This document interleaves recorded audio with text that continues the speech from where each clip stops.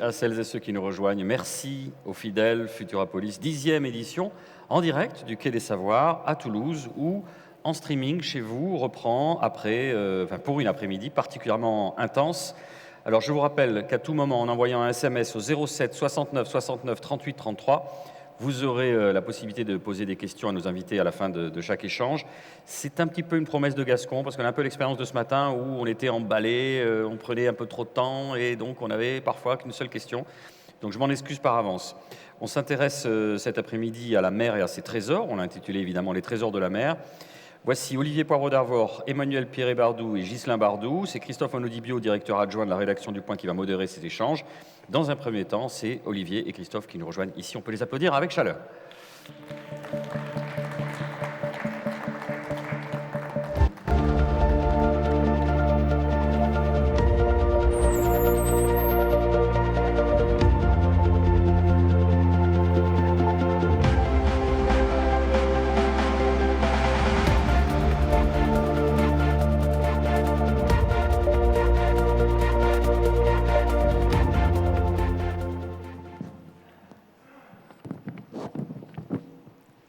Bonjour et bienvenue à toutes et à tous.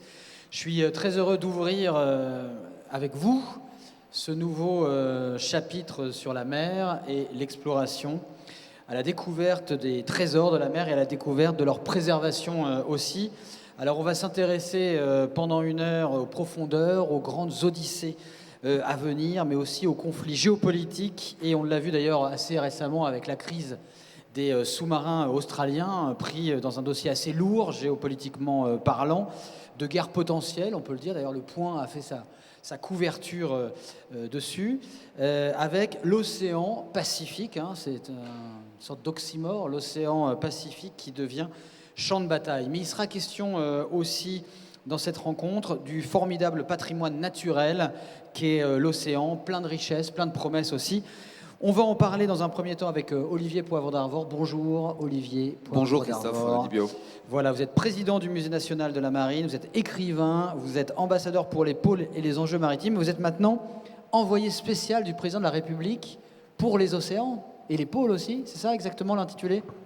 Oui, c'est ça. En gros, je travaille dans l'administration, mais je travaille pour la puissance publique, pour qu'on ait des politiques, des stratégies nationales, mais aussi européennes, internationales, pour que l'océan, les pôles, qui sont des sujets de préoccupation qu'on retrouve régulièrement sur la couverture du Point ou d'autres journaux, c'est-à-dire la question climatique, entre autres, les questions stratégiques que vous avez évoquées, pour que ça soit vraiment, nous, Français, qui sommes parmi les 3-4 grands pays dans ce domaine, notre marque, notre soft power, j'appellerais ça notre salt power. Voilà, soul power, l'âme. Je pensais salt, le sel. Le sel, c'est pas mal. Le salt power. Bon, on est ravis de vous avoir en tout cas. Et dans un second temps, on retrouvera l'équipe de Choc et de Rêve. C'est une équipe parce que c'est un duo. Ils m'ont envoyé d'ailleurs ce matin une photo d'aurore boréale sur la mer, photo absolument magnifique. Donc il s'agit d'Emmanuel Pierret-Bardou et Ghislain Bardou du projet Under the Pole. Ils viennent d'explorer pendant 4 ans, Olivier, les océans à bord d'un voilier très spécial et surtout d'une petite capsule totalement Jules Vernienne qui plonge sous la mer. Donc on en parlera avec vous. Alors Olivier, vous avez dirigé une radio, vous avez dirigé un dispositif culturel mondial. La radio, c'était France Culture. Vous êtes écrivain, je le disais, ambassadeur pour les pôles, les enjeux maritimes, envoyé spécial du président. C'est un poste qui a été tenu avant vous par Michel Rocard et Ségolène Royal. Pôle, enjeux maritimes, en quoi ces questions sont-elles liées ? En fait, en 2009, Michel Rocard, qui a été Premier ministre, qu'on sait, est âgé, mais en même temps, il commence à avoir des visions comme ça du monde et des dangers climatiques, qui étaient quand même un sujet, qui n'était pas le sujet. Et le président de l'époque, Nicolas Sarkozy, lui propose d'être ambassadeur pour les pôles. Et là, tout le monde rit. Ou en tout cas, les gens se disent, mais un ambassadeur pour les pôles, d'abord auprès de qui, quelle population, c'est Il y a des ignoré. blagues sur les manchots, les pingouins. Oui, c'est ignoré d'abord qu'il n'y a pas de population en Antarctique, mais il y a 4 millions de personnes qui vivent dans le cercle arctique, ça. Et Rocard, qui était un maître pour moi et quelqu'un de très proche, pendant 7-8 ans, va permettre à la France de réfléchir un peu à ce sujet-là, d'écrire une stratégie nationale sur l'Arctique. Puis après, Ségolène Royal lui succède. Et puis, donc, moi, j'ai été nommé il y a maintenant peu de temps, avec un mandat élargi à celui des océans. Alors, pourquoi les pôles et les océans? Parce que c'est la même histoire, en fait. Les pôles, c'est de l'océan. On ne va pas rappeler, mais enfin, c'est toujours utile quand même de dire que l'Arctique, c'est d'abord au nord. C'est un océan entouré de pays, alors que l'Antarctique, c'est un continent entouré d'océans. Donc, à chaque fois qu'il y a l'océan. Et sur les grands sujets qui sont ceux d'un fonds stratégiques ou commerciaux. Par exemple, je pense aux routes stratégiques du Nord canadien, du Nord russe, la possibilité de translater le commerce maritime par le Nord plutôt que par le canal de Suez ou celui de Panama. C'est une affaire climatique, c'est une affaire d'océan, c'est parce que la banquise fond et qu'il y a des passages possibles. Et en fait, dans le fond, j'étais ce matin au Legos, qui est un laboratoire exceptionnel de recherche, mais vous aviez invité Catherine Jandel l'année dernière, sur la recherche océanographique, et on voit bien que le sujet des glaciers, le sujet des océans, c'est la même chose. Et ce qui se passe dans les glaciers fait que le niveau de la mer monte de manière irrésistible. Alors, quels sont les enjeux, justement, de ce poste? Parce que quand on vous interroge sur la répartition de votre travail, vous dites c'est 20% les pôles, 80% les mers. Quels sont concrètement les enjeux? On a parlé de fonte de la banquise, mais les enjeux qui pèsent aujourd'hui sur l'océan, sur la mer? Oui, je dis 20% les pôles, 80%, c'est parce que c'est plutôt par rapport à la géographie de l'ensemble. L'ensemble fait 80% de la surface du monde. C'est-à-dire qu'on parle d'un sujet sérieux cet après-midi à Toulouse, c'est normal d'ailleurs, on parle de choses sérieuses à Toulouse, mais quand même, c'est pas un petit sujet. En ce moment, il y a une négociation qui se passe à New York pour discuter tout simplement d'un traité qui va permettre de régir ce qu'on appelle la haute mer. La haute mer, c'est tout ce qui n'appartient pas aux pays, c'est-à-dire c'est tout ce qui n'est pas leur zone économique exclusive. Et la haute mer, ça représente 60% de la mer, qui elle-même représente 70% de l'ensemble de la surface du globe. Donc on est en train de parler à New York à très bas bruit, à très petit niveau politique, de ce qu'on va faire de ces 50% de la surface du globe. Et donc, pour répondre à votre question très directement, mon travail, c'est de représenter la France, les intérêts de la France, mais plus globalement, que la France soit dans ces domaines qui sont évidemment stratégiques, climatiques, scientifiques, juridiques aussi, et politiques, ces domaines maritimes et polaires, une grande puissance d'équilibre. Et le danger, quand on discute, c'est qu'on voit qu'il y a des grandes puissances, mais qu'elles ne sont pas toutes d'équilibre comme nous pouvons l'être et comme nous souhaitons l'être en tout cas. Vous pensez à quelle grande puissance qui ne serait pas toute d'équilibre, si on peut un peu s'affranchir du langage diplomatique? Mais moi, je suis affranchi de naissance. Voilà. Donc, en bon romain. Voilà. Vous regardez les conseils de sécurité. D'ailleurs, tout le monde oublie de remarquer que le conseil de sécurité, c'est 5 membres, et ce sont les 5, comme par hasard, grandes puissances maritimes. Si vous voulez être puissant aujourd'hui, il faut être maritime. C'est pas sympathique pour mes amis tchèques, mais c'est comme ça. Ou avoir un hinterland maritime très important. Par exemple, la région la plus connectée à la mer en France, d'après vous, c'est, si je me permets d'être... Par Toulouse aujourd'hui. Ouais, en fait, c'est l'Alsace. L'Alsace, parce que l'Alsace a un hinterland important avec les ports de Hambourg et de Anvers, et donc elle est connectée, et donc l'ensemble du commerce. Un hinterland, il faut expliquer un peu pour les gens qui nous regardent. En fait, ce qui fait la force d'une puissance maritime, d'un port notamment, c'est la rade, c'est la qualité de ses équipements, mais évidemment, c'est tout ce qu'il y a derrière. C'est tous les aspects de logistique, c'est-à-dire les trains, les avions, tout ce qui va permettre, notamment pour l'arrivée des containers, d'être distribués partout. Et donc, il y a un hub énorme à Anvers et à Rotterdam, à Hambourg aussi, qui sont parmi les grands ports au monde, enfin surtout Anvers en l'occurrence, et qui fait de cette région une des régions maritimes les plus puissantes. Ouais. Enfin, pour répondre à votre question, donc moi d'abord, en effet, représenter notre pays dans de nombreuses négociations importantes sur l'exploration des fonds marins, sur la question des ZE, et puis il y a 5 sujets importants sur la mer. Si on veut comprendre la mer, il faut prendre l'étoile de mer. Il y a 5 branches. La première branche, c'est une branche juridique. C'est le territoire. La mer, c'est du territoire. Donc c'est de la valeur, ça va être de la valeur après, mais c'est d'abord du territoire. Et si vous voulez comprendre pourquoi la Chine paraît agressive ou est agressive sur mer, et notamment avec ses voisins, avec lesquels elle a de nombreux conflits de souveraineté. C'est tout simplement parce que c'est un immense pays, un continent, qui a une ridiculement petite zone économique exclusive. Nous, on est un petit pays, 500 000 km², mais on a 11 millions de km² en mer. On est 22 fois plus puissant en mer que... Parce qu'en fait, les kilomètres carrés qu'on a en mer dépendent de quoi? Si vous voulez, la Chine, elle est dans un endroit un peu fermé, donc vous ne pouvez pas utiliser les 200 miles qui vous donnent cette zone économique exclusive. Nous, alors pour être franc sur les chiffres, parce que vous vouliez des chiffres, mais comme je ne montre jamais de graphiques, mais j'essaie de les expliquer, sur ces 11 millions de km², 97% appartiennent à l'outre-mer. Et en fait, ça veut dire tout simplement que nous avons ces archipels, et la France est un archipel, ces archipels qui sont relativement au milieu, non pas de nulle part, mais de l'océan, Qui nous donnent du coup... qui nous donnent voilà. des surfaces énormes, alors que la Chine, elle est enserrée dans un Ce qui ensemble... fait que la France est à quel rang mondial au niveau de la... Deuxième Ouais, c'est ça. plus grand domaine maritime au monde, Ouais.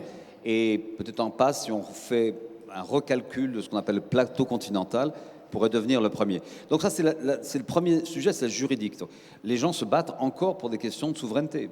Et le Japon, la Russie, la Chine. C'est pour ça que cette zone est une zone dangereuse. On le voit en Méditerranée, avec On le quelques voit en îles Mé- grecques, on le voit en Castello Méditerranée Rizzo, avec par la exemple, Turquie, etc. avec la Turquie, ouais. En effet, sur des questions, alors là, pour le coup, minières. Donc, Ouais. très important. Et la Russie est très soucieuse aussi de sa souveraineté dans ces eaux. Dans ces eaux, on peut faire tout ce qu'on veut. On peut pêcher, on peut faire la guerre. On est vraiment libre et on contrôle les autres. Donc ça, c'est le premier élément, et c'est pas terminé. En fait, tout ça est neuf, la mer. La mer, c'est un sujet nouveau. On croit tout simplement parce qu'il y a eu des expéditions au XVe siècle. Non, il y a deux traités qui régissent la mer. L'un en 1494 qui sépare la mer en deux, Espagnol-Portugal, Tordesillas. Et puis l'autre, il a à peine 40 ans, on va les fêter dans quelques jours, c'est le traité de Montego Bay sur le droit de la mer. Mais sinon, tout ça est encore... Et c'est lui qui est en jeu justement dans ce nouveau traité là qui est en balance. Hein, Alors le traité dit de Montego Bay, donc il y a 40 ans sur le droit de la mer, parle des règles générales qui s'appliquent à la mer, mais pas à ce qu'on appelle la haute mer. La haute mer étant ces 50% qui n'appartiennent à personne. Donc en le fond, si je voulais résumer, Montego Bay, c'est le syndicat de copropriété. C'est comment on gère nos zones économiques exclusives. Mais par contre, là, on va discuter des parcs et jardins qui sont au milieu de tout ça. Le deuxième élément, évidemment, c'est quand même que la mer, c'est pas la paix. C'est des marines militaires, c'est des marines nationales. Aujourd'hui, par exemple, la marine chinoise, elle construit tous les 3 ans l'équivalent de notre stock de bâtiments, nous, la marine nationale française, qui est pourtant une des plus grandes marines au monde. C'est-à-dire qu'à ce rythme-là, la marine nationale chinoise va devenir la première marine au monde, dépassant les États-Unis, comme les États-Unis ont dépassé le Royaume-Uni après la Seconde Guerre mondiale. Et là, il y a des enjeux stratégiques évidemment extrêmement importants. Notre stratégie indo-pacifique, elle se construit beaucoup, et on l'a vu au moment de ce que j'appellerais même pas l'affaire des sous-marins, de cet acte quand même extrêmement désobligeant de la part des Australiens vis-à-vis d'un contrat conclu, signé, encore approuvé la veille du soir où ça a été annoncé. C'est des questions stratégiques, c'est en effet de la défense, c'est du nucléaire. Et là aussi, les grandes puissances, on les retrouve, c'est la Chine, la Russie, et là on les retrouve souvent dans les zones arctiques. Donc ça, c'est le stratégique, oui, militaire. Mais c'est pas fini. Hein. Ouais. Les guerres à venir vont se faire. La nouvelle frontière, c'est la mer. Et donc, on la voit aussi. Il faut le dire, il faut en parler parce que ça fait partie de l'ensemble.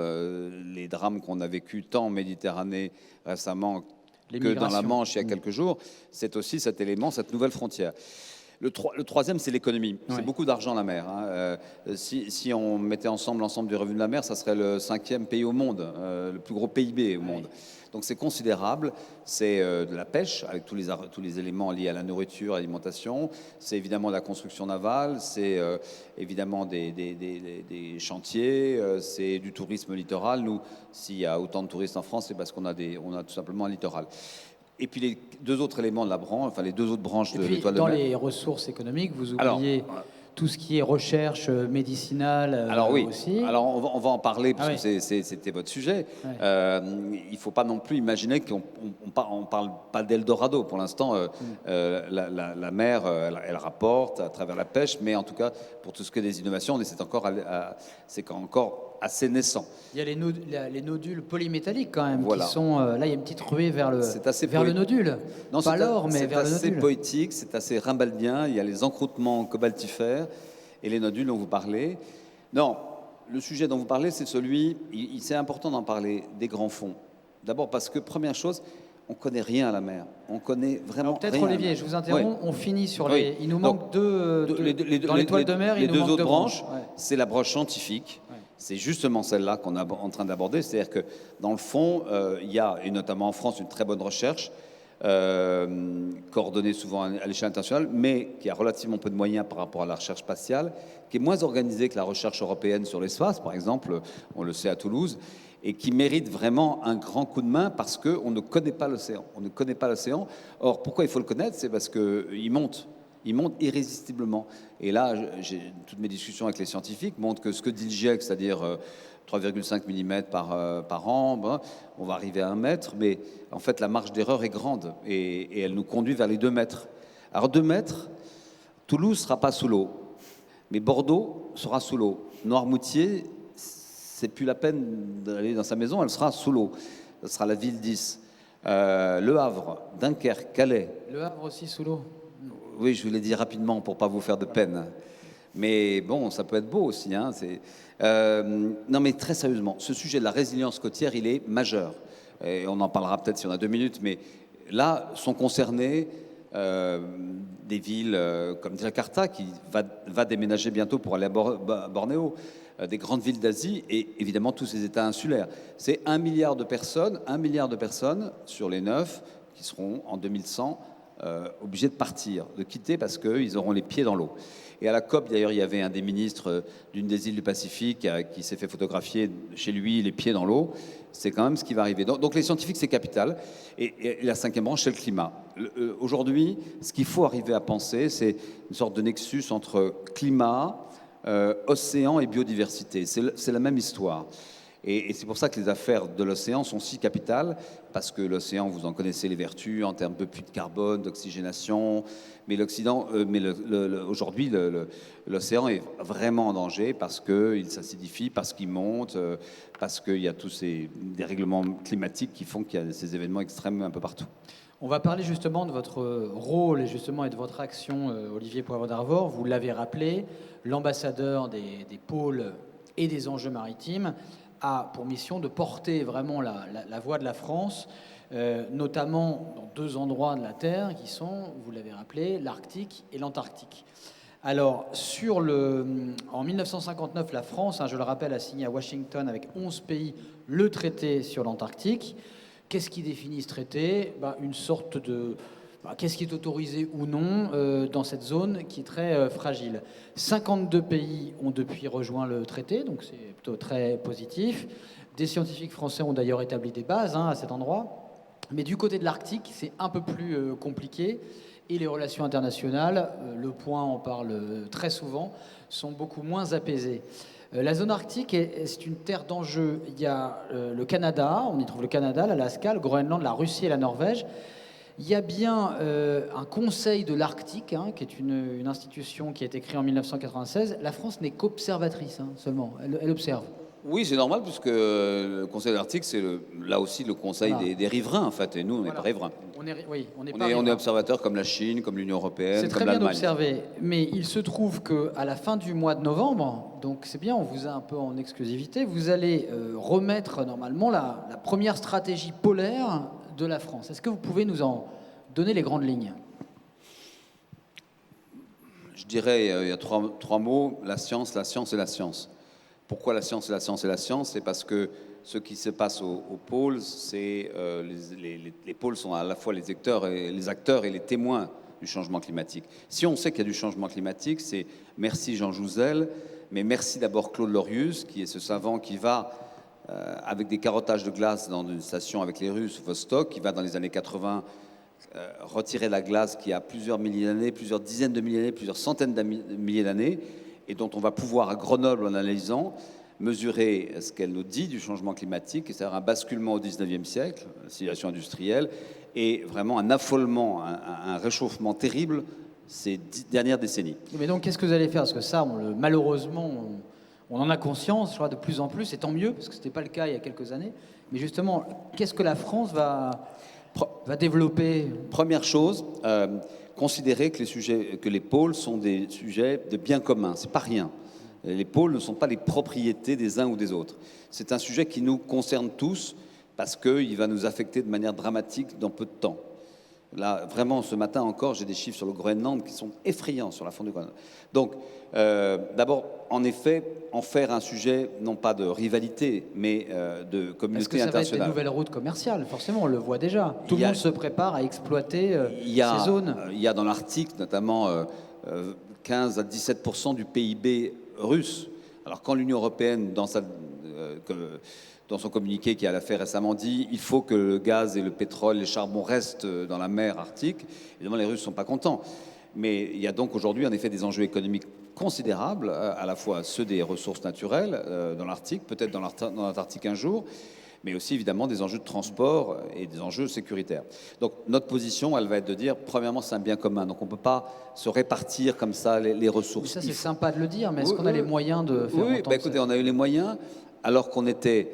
on avait découvert en 1840 la terre Adélie en Antarctique. On a eu les moyens d'être la force motrice du traité de l'Antarctique. Ce traité de l'Antarctique, il est formidable. Il faut le lire. C'est un traité qui, en quelle année c'était il discutait en 49. Il va être à partir de 49, pardon. Il va être signé en 61, mis en œuvre en 61. Et c'est un traité inouï parce qu'il dit que cette terre, qui est revendiquée par 9 pays à l'époque ou 7 pays, pardon, n'appartient à personne. Oui, mais on a changé d'époque. Vous le savez très bien. Il y a maintenant une méga puissance chinoise, les Russes aussi. Oui, sauf que c'est 8% de la surface du monde, du globe, et que cette terre-là, ça marche assez bien, le traité de l'Antarctique. En 1989, mon prédécesseur, Michel Rocard, alors Premier ministre, se fâche et décide avec un Premier ministre australien à l'époque, de lancer le processus de Madrid. Et donc cette terre est dédiée à la science et à la paix. Donc on est assez tranquille jusqu'en 2048. Mais en effet, on peut se dire... En 2040, les Russes et les Chinois, par exemple, qui sont intéressés par cette région, comme d'autres d'ailleurs peut-être, vont vouloir remettre en cause ce traité. Mais enfin, on n'en est pas là. Ça, c'est l'Antarctique. Oui. Sur l'Arctique, c'est autre chose, puisqu'il y a en effet ces 8 pays, donc 4 nordiques, les 4 pays du Nord, l'Islande, le Canada, les États-Unis, la Russie, qui, à travers ce Conseil de l'Arctique, gèrent un certain nombre de choses. Pas les questions stratégiques, mais enfin les relations de bon voisinage. Et donc, notre position à nous, Français, c'est de dire... il faut documenter ce changement climatique, donc il faut des moyens supplémentaires. Nous avons aujourd'hui, je dirais, 5 à 6 fois moins de moyens que les Allemands pour ça. Donc l'idée, c'est de construire autour de notre opérateur existant, l'Institut polaire français, un vrai opérateur à haut niveau, comme le sont les Allemands ou le Royaume-Uni, pour pouvoir, en Arctique, où nous sommes peu présents, à part au Svalbard, en Norvège, pouvoir documenter scientifiquement les effets du changement climatique. L'autre sujet, c'est la question, évidemment, du pilotage. Aujourd'hui, l'ambassadeur des pôles, il décide un petit peu de ce qu'il doit faire dans le domaine des pôles. Pour moi, le sujet polaire, c'est à la fois un sujet de la ministre des Armées, parce qu'il y a de la défense, du ministre de l'Europe et des Affaires étrangères, puisqu'il y a des traités, évidemment, de la ministre de la Science, parce qu'il faut des moyens, de la ministre de l'Industrie, de la transition écologique, évidemment, et de la ministre de la Mer. Et donc, ce CIPOL qui va être créé, probablement, si le président et le Premier ministre l'acceptent, va vraiment donner des orientations très stratégiques. CIPOL. Oui, le comité interministériel des pôles, voilà, POL. J'espère, en tout cas c'est une de mes propositions, va donner, je pense, 2 à 3 fois plus de moyens. Aujourd'hui, la recherche scientifique française pour les pôles, c'est l'équivalent, je ne sais pas si vous avez l'habitude d'acheter des chars Leclerc, mais un char Leclerc, c'est environ 8 millions d'euros. Vous en achetez 3, ça vous fait 24 millions d'euros par an. C'est ça, voilà, qu'on consacre. Les Allemands, j'étais à Bremerhaven, qui est le siège de l'Institut polaire et maritime, et la directrice me disait, je suis content parce que je n'avais qu'1 milliard pour m'acheter mon brise-glace, et maintenant j'ai 1 milliard 100 millions. Et nous, combien, rappelez ? 24 millions, 24 millions par an. Ah oui. Donc il faut qu'on change d'échelle. Oui. Donc au moins, si je peux servir donc ça, à ça... c'est dans le rapport que vous allez... ça sera un des éléments, mais après, il y aura des choses... mais il faut que le Premier ministre et le Président l'acceptent. Oui, absolument. Et alors, qu'est-ce qu'ils en pensent ? Non, c'est leur demande, donc je pense qu'ils s'attendent bien à ce qu'on n'explique pas qu'il faille baisser les moyens, mais il faut au contraire monter la garde. Et puis je pense que de toute façon qu'on doit aller vers une recherche européenne dans ces domaines. Vous voyez, en Antarctique, chacun a sa petite station. Nous en avons 2, avec des Italiens, les Allemands, d'autres pays. Je pense qu'il faut que l'Europe se mobilise beaucoup sur ces sujets-là et mette des financements que nous ne pouvons pas mettre en tant qu'État membre à nous seuls. On vous a vu avec Emmanuel Macron, dont vous êtes maintenant donc l'envoyé spécial pour les pôles, annoncer à Marseille le One Ocean Summit. Donc il aura lieu en janvier 22, janvier ou février Février 22. Du 10 au 12 février, Voilà, à Brest. À Brest. L'objectif, c'est d'élaborer ce cadre de protection pour la haute mer. Donc, vous disiez, la haute mer, c'est ce qui est situé au-delà des juridictions nationales. Donc, c'est 370 km au-delà des 370 km des côtes. C'est 60% des océans, vous l'avez rappelé. Ça appartient à tout le monde et à personne. En fait, à personne, donc à tout le monde. En fait, c'est comme ça d'ailleurs qu'on devrait dire. Il y a une chercheuse, Françoise Gall, que vous devez connaître, spécialiste des écosystèmes profonds océaniques, qui a été autrefois à la tête du département environnement et développement durable du CNRS, qui dit que c'est l'enjeu géostratégique du siècle, que les discussions à ce sujet patinent depuis plus de 60 ans.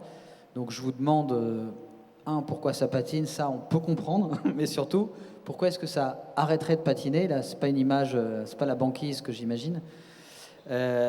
Pourquoi est-ce que vous réussiriez là à faire en sorte que ça patine plus avec cet Ocean Summit?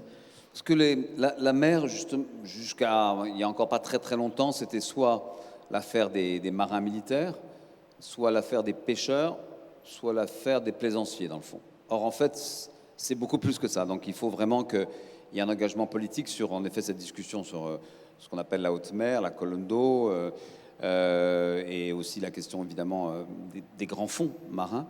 Et donc, Brest, le One Ocean Summit, c'est la volonté de faire de la mer un objet politique, de discussion.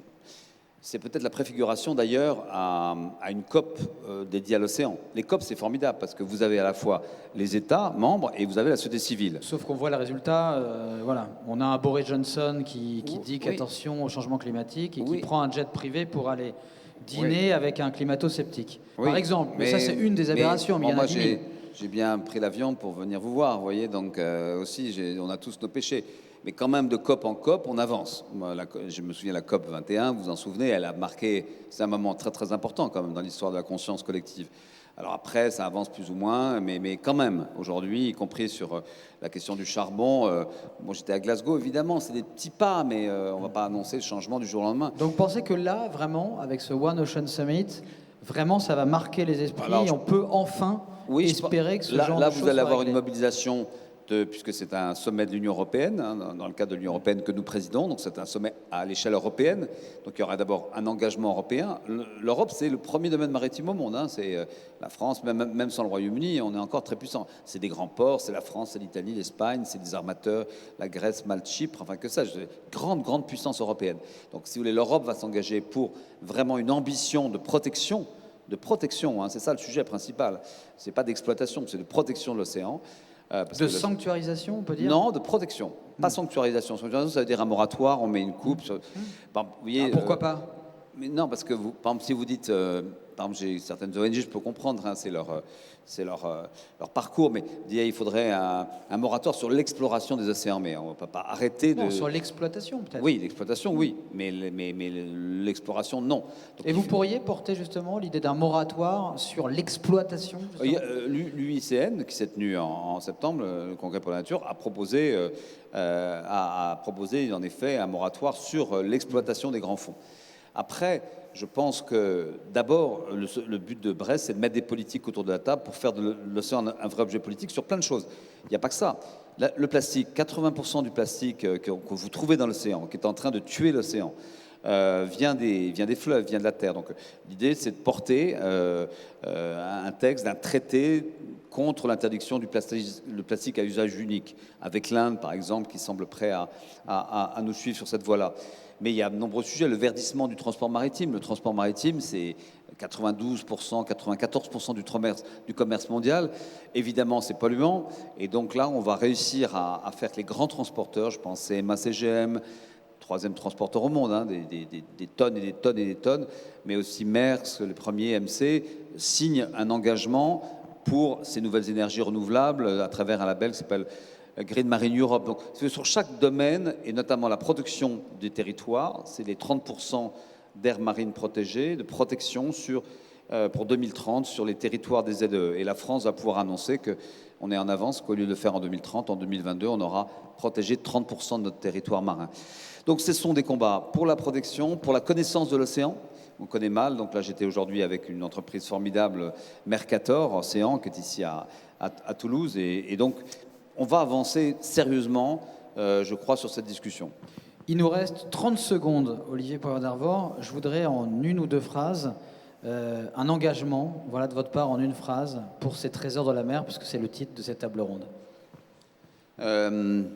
Protège ta mer. C'est mieux que ce qu'on disait dans le temps quand j'étais jeune. Un groupe de rap qui n'était pas de Toulouse, mais qui aurait pu. Voilà, protège ta mer. Un petit mot quand même avant de vous quitter, parce qu'à Toulouse, je me sens un tout petit peu chez moi, si je me permets, parce qu'il y a 15 ans, je suis venu ici créer le Marathon des mots. Vous êtes venu d'ailleurs, ouais. Christophe, et je voudrais rendre hommage à tout ce qui se fait ici, et notamment à Futurapolis. On a besoin de forums comme les vôtres pour penser un peu les enjeux de demain. C'est un hashtag formidable, hein. Protège ta mer. Je pense qu'il faut le garder pour Brest. Alors pour vous dire, Protège ta mer, en fait, il y a déjà un copyright. C'est un forum qui s'appelle le Forum mondial de la mer à Bizerte, que j'ai créé en Tunisie, qui a lancé à travers la saison bleue ce label, mais on vous le donne. Protège ta mer. Bon, voilà, je pense qu'il faut universaliser la chose. Absolument. Merci, voilà. merci Olivier. Beaucoup, Olivier. Et vous avez de la chance parce que les deux qui viennent après sont formidables. Voilà. On vous applaudit avec chaleur. Bravo. Merci. Tandis qu'effectivement, nous accueillons Emmanuel Perrier-Bardou et Guylain Bardou, directeur du projet Under the Pole.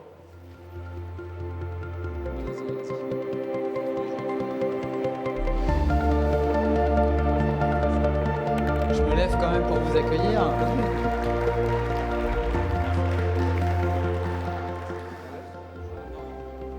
Bienvenue, donc Emmanuel Perrier-Bardou et Guylain Bardou. Vous êtes un couple, c'est important, c'est une aventure de couple, hein, je le disais tout à l'heure, équipe de choc, équipe de rêve, parce que vous nous faites rêver quand vous parlez. Mais c'est pas seulement du rêve, parce que c'est de la réalité.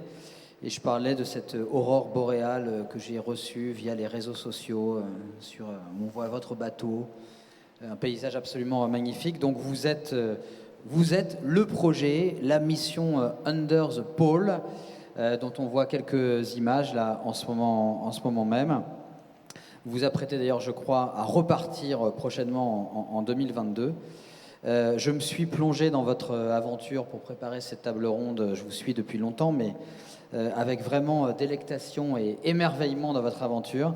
Il y a un livre notamment qui vient de paraître qui s'appelle Entre deux mondes aux éditions Ulmer, dans lequel je vous conseille toutes et tous vraiment de vous immerger.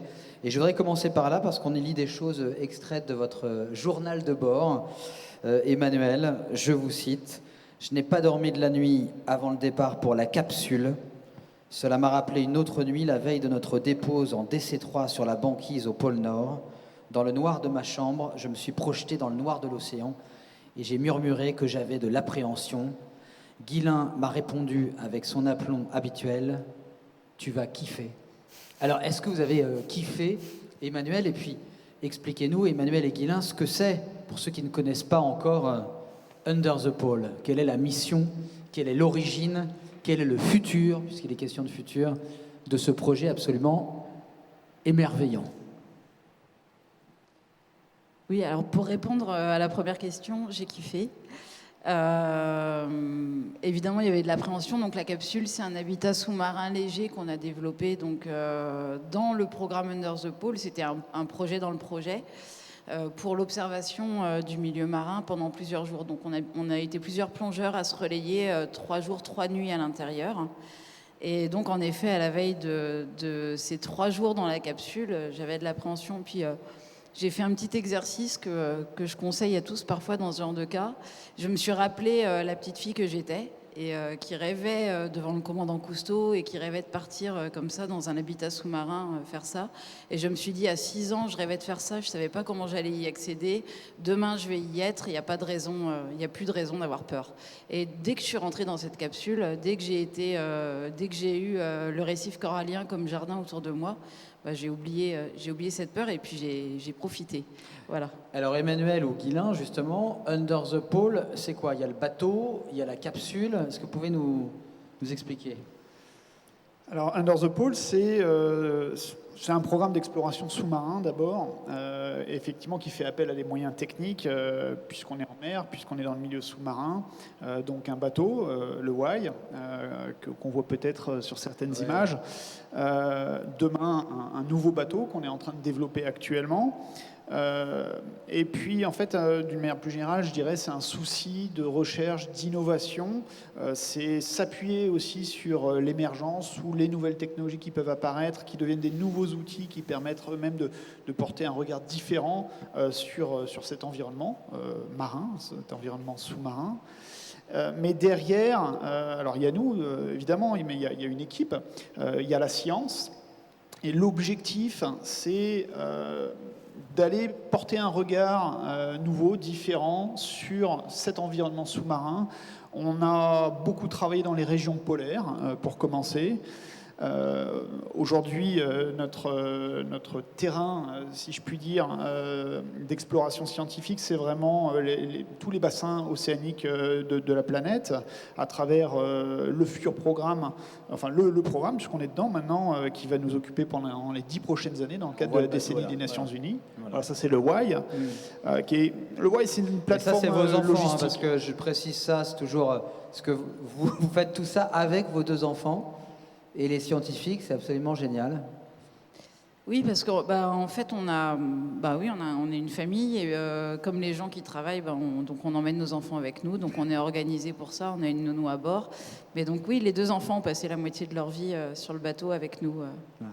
Voilà, c'est une petite parenthèse, mais Non, mais en fait, je crois que j'avais dit l'essentiel. On pourra peut-être développer tel ou tel point, mais oui, Under the Pole, ça fait 14 ans maintenant qu'on a commencé notre histoire. On avait, Emmanuel et moi, mis un premier pas quand on avait la vingtaine dans le domaine de l'exploration avec Jean-Louis Etienne, qui a été très fondateur un peu dans notre parcours, pas seulement pour les aspects techniques qu'on a pu acquérir avec lui, mais je pense énormément et surtout pour une certaine vision, pour certaines valeurs qui nous a transmises, ou en tout cas, je pense qu'il y a beaucoup de choses qu'on avait déjà en nous, mais qui nous a appris à développer, qui nous a renforcé. Voilà, la persévérance, par exemple, dans la capacité à mener des projets, une certaine croyance, une certaine vision, l'importance de la science, l'importance de la pédagogie, l'importance de la sensibilisation, et qu'on a repris finalement à notre compte, quelque part, avec Under the Pole.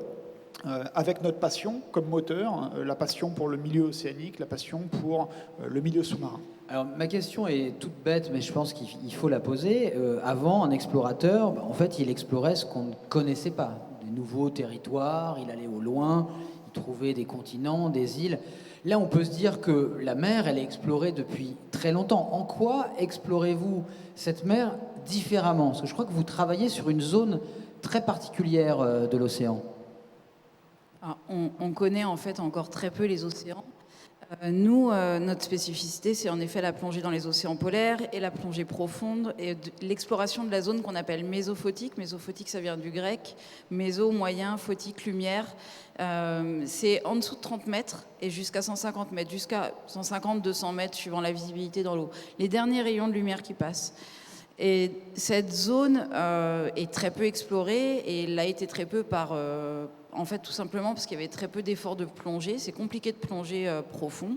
Nous, aujourd'hui, on a accès aux scaphandres recycleurs qui nous permettent de plonger jusqu'à 150, 160, 170 mètres et d'explorer, en fait, ce qu'on appelle ces forêts animales sous-marines, qui sont des zones qui semblent apparaître comme des refuges pour les zones de surface qui sont malmenées par les dérèglements climatiques. Et est-ce que le spectacle est aussi affligeant que ce qu'on voit en surface, ou est-ce qu'on se dit justement que dessous, au fond, il y a encore un espoir, ou est-ce que c'est déjà aussi abîmé que malheureusement ce qu'on voit presque à l'œil nu quand on plonge, par exemple, même en mer Rouge, on voit année après année l'état des coraux, par exemple. Est-ce que justement, on se dit que tout au fond, il y a encore un peu d'espoir et que c'est encore un peu préservé ? Alors oui, parce que Nos dernières publications scientifiques, là on a travaillé pendant 2 ans en Polynésie donc sur ces récifs coralliens mésophotiques, et ce qu'on se rend compte, c'est d'une part que pendant longtemps on a pensé que la majorité des coraux se trouvaient dans cette zone peu profonde. Or on se rend compte qu'en fait il y a une plus grande diversité corallienne en Polynésie entre 40 et 60 mètres qu'au-dessus de 30 mètres. Et d'autre part que ces récifs profonds sont moins malmenés par le réchauffement climatique et en particulier qui ne subissent pas ou très peu le blanchissement corallien. Alors ça ne veut pas dire que ce qui se passe n'est pas grave, mais quand on sait que le GIEC a annoncé une disparition quasi totale des récifs coralliens à cause du blanchissement en 2050, on peut se dire qu'il y a vraiment une urgence à explorer et à protéger ces récifs profonds qui s'apparentent à des refuges. Alors, Et peut-être juste ici, en complément de ce que dit Emmanuel, d'abord, on salue et on rend hommage d'abord aussi au travail du CNRS avec lequel on s'associe. Je pense aux scientifiques avec lesquels on a travaillé, Laetitia Edouin, Lorenzo Bramanti aujourd'hui, qui sont ces chercheurs qui pilotent ces programmes scientifiques. En fait, ces programmes de recherche sur lesquels on travaille, c'est des modèles de collaboration entre nous, Under the Pole, le monde de la recherche, pour, grâce à l'innovation, grâce à d'autres formes de financement, être capable d'aller jeter un regard ou des études nouvelles sur des environnements qui sont fragiles. La zone mésophotique, et pour rebondir sur la question, c'est une zone qui est finalement, elle est complexe, elle est difficile d'accès, on la connaît moins bien.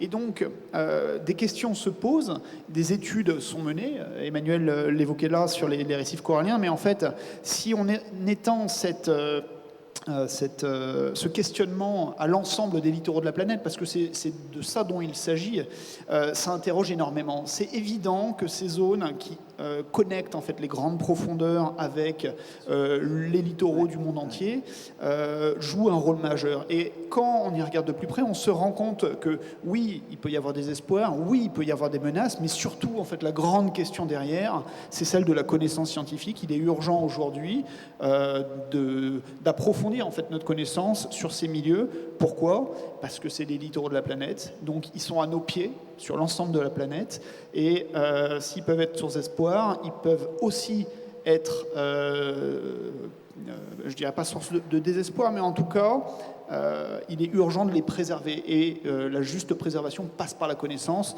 Et donc je rebondis sur ce que disait Olivier Poivre d'Arvor tout à l'heure, la science, la science, la science. Je crois que c'est notre pilier aujourd'hui, et c'est un grand enjeu de l'Europe et de la France en particulier. Alors pour être concret, peut-être l'un et l'autre, 2 questions qui sont liées. En quoi consiste justement votre travail? Qu'est-ce que vous faites? Est-ce que vous prélevez? Est-ce que vous étudiez? Vous avez parlé du CNRS. Comment tout ça se connecte avec une équipe de scientifiques? Parce que vous n'êtes pas scientifique à l'origine. Vous êtes plongeur, hein, vous êtes navigatrice. Vous êtes ingénieur aussi, et plongeur polaire tous les deux. Donc concrètement, qu'est-ce que vous faites? Et deuxième temps, cette fameuse capsule, à quoi elle sert? Puisque c'est une invention. Qu'est-ce qu'elle permet de faire qu'on ne pouvait pas faire avant? Donc l'un ou l'autre, je ne sais pas. Comment ça fonctionne? En fait, c'est comme disait Guilain, hein, c'est une alliance un peu public-privé. Ces programmes de recherche qu'on mène avec donc le CNRS en particulier, ils permettent aujourd'hui de faire ensemble ce qu'on ne pourrait pas développer individuellement. C'est-à-dire que par exemple, les plongeurs du CNRS ne descendent rarement en deçà de 30 mètres. Nous, nos équipes de plongeurs sont capables d'aller plonger jusqu'à 150, 160, 170 mètres.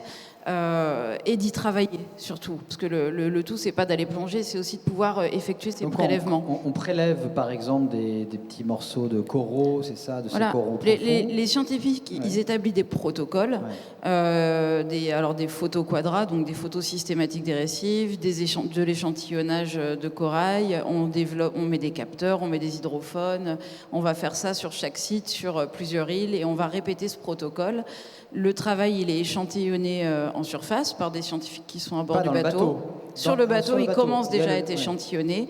Et ensuite, ça part en laboratoire. Il y a un travail qui dure, le temps de la science en général, 2-3 années avant d'avoir les premières vraies publications scientifiques. Donc vous prélevez et vous fixez aussi des instruments de mesure aussi, pour, je suppose, pour voir comment en termes de pH, de chimie En fait, on va chercher de l'information. C'est le principe de ces campagnes de terrain.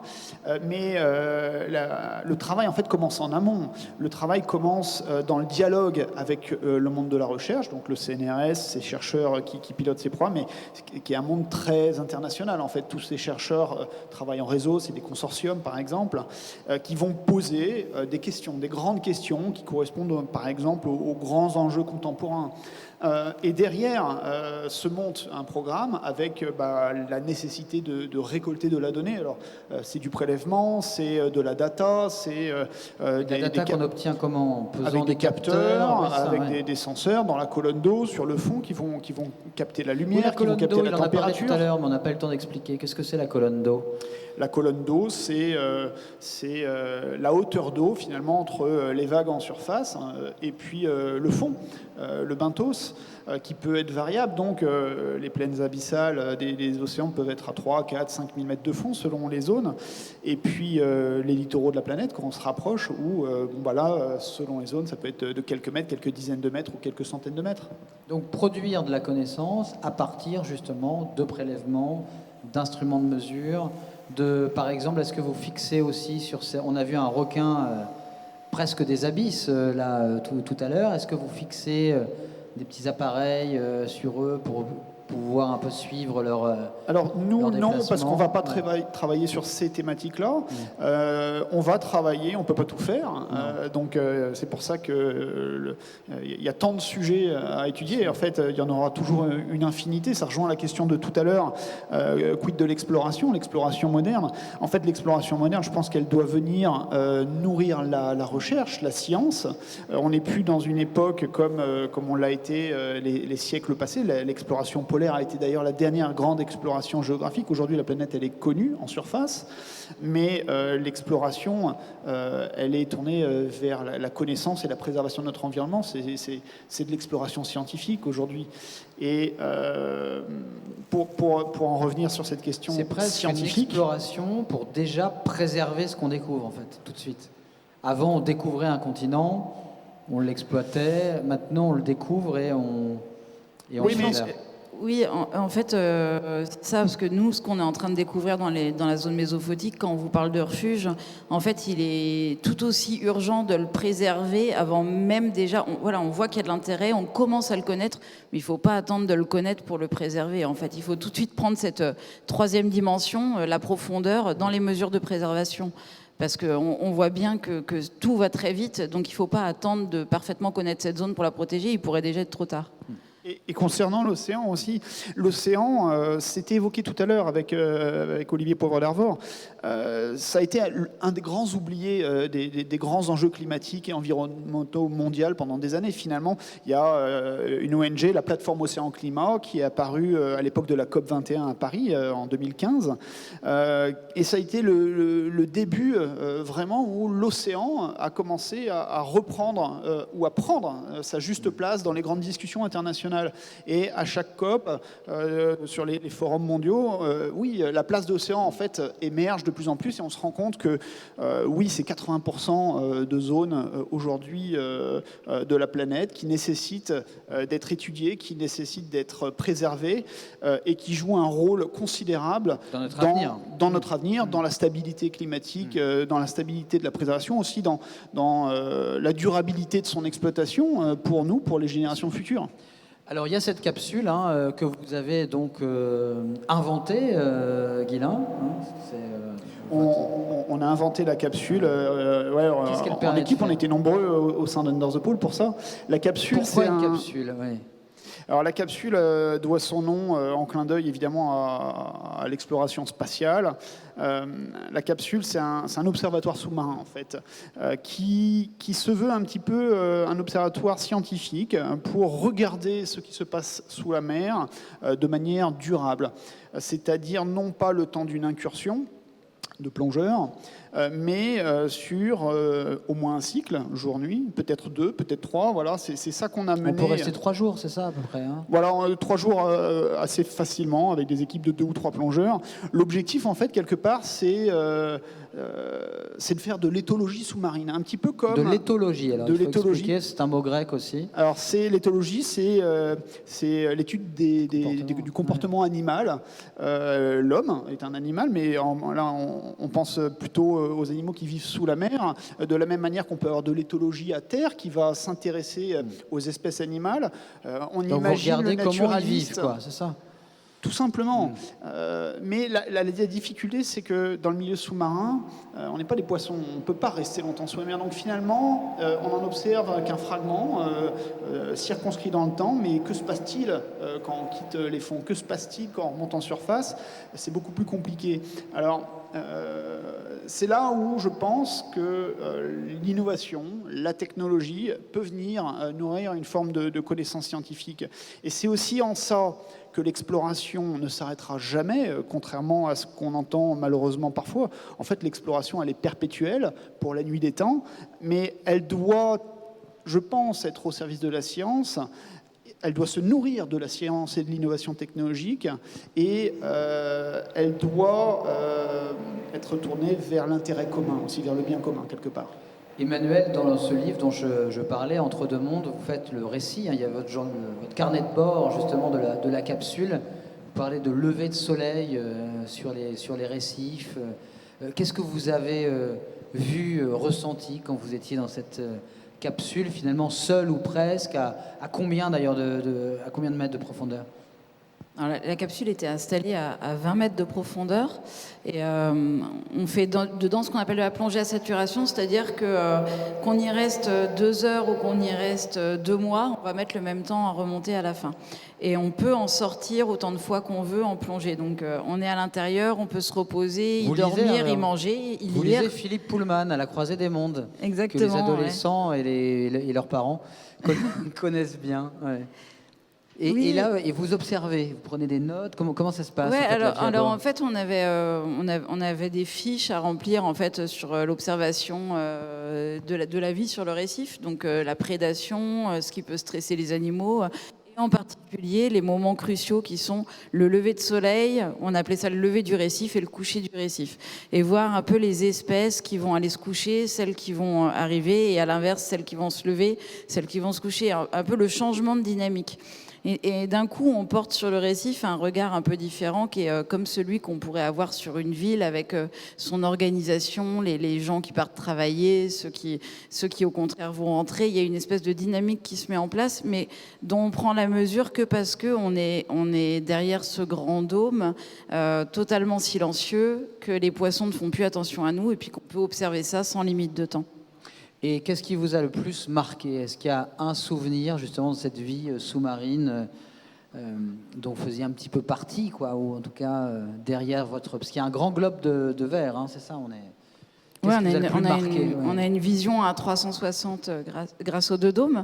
Et ce qui m'a le plus marqué, on était en pleine période de reproduction des baleines à bosse, et c'est certainement qu'on a vécu avec le chant des baleines à bosse autour de nous. La capsule en vibrait parfois tellement c'était puissant.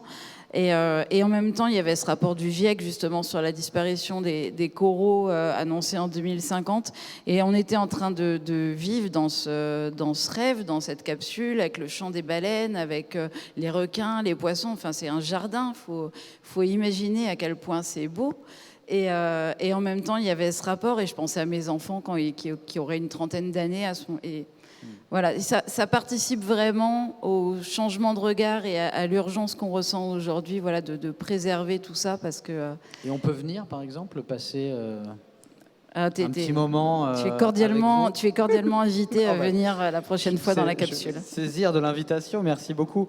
2 dernières questions pour terminer. Il nous reste 3 minutes. Une réponse courte. Est-ce qu'on parlait d'armée tout à l'heure, justement, et des sous-marins? Vous n'avez pas fait de mauvaises rencontres militaires dans ces eaux où il y a énormément de passages, où on ne sait plus trop où on est, dans quelles eaux internationales? En Polynésie, on voit des bâtiments militaires, mais il y en a relativement peu comparé à l'immensité de la zone Pacifique. Ils sont davantage là pour tenter de faire du contrôle des pêches et du secours en mer. En zone polaire, où on a beaucoup navigué en Arctique, on voit même chose. En fait, c'est des bâtiments qui font de la surveillance, du contrôle, qui affirment leur autorité, et puis évidemment qui sont là pour les secours en mer. Et la prochaine expédition, donc 2022, Under the Pole, alors ça sera quoi? Ça sera 3, c'est ça?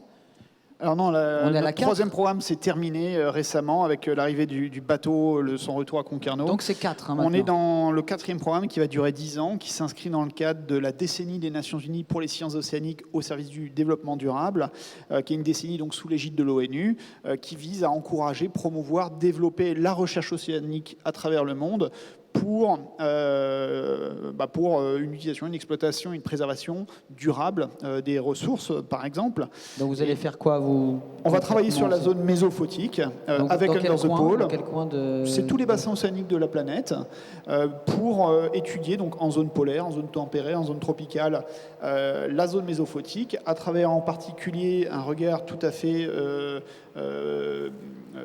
orienté sur les forêts animales sous-marines, un peu comme des sources de biodiversité, des concentrateurs de biodiversité.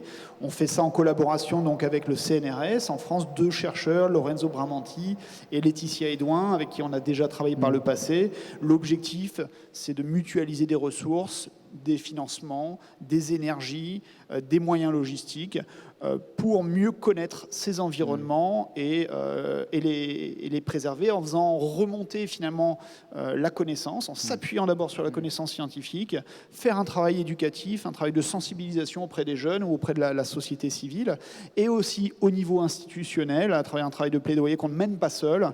Je fais mention ici de la plateforme Océan Climat, par exemple, qui fédère un grand nombre d'associations, de chercheurs à travers la France. L'Europe, c'est de plus en plus international et qui fait un travail remarquable. Puis on va attendre Brest aussi, peut-être que vous en ferez partie aussi. Les enfants viendront aussi, je dis ça, la question s'adresse à tous les deux, mais est-ce que le regard des enfants aussi, leur émerveillement est aussi une source d'agrandissement aussi pour vous et qui vous permet de dire que vous allez dans le bon sens aussi, d'avoir ce regard presque naïf et affûté qu'ont les enfants? Ouais, nos enfants continuent à nous accompagner. Pour l'instant, ils sont toujours partants et puis ils ont des projets avec leur école qui nous suivent, donc c'est chouette de partager ça aussi avec eux.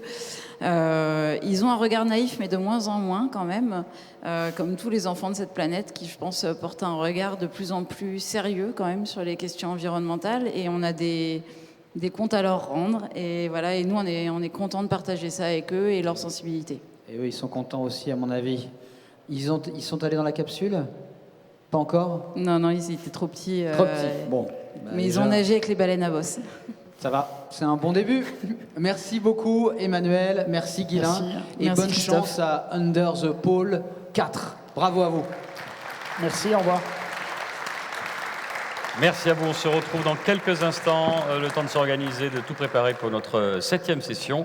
Cryptographie, télécommunications, énergie, le quantique. Est-ce vraiment si fantastique ?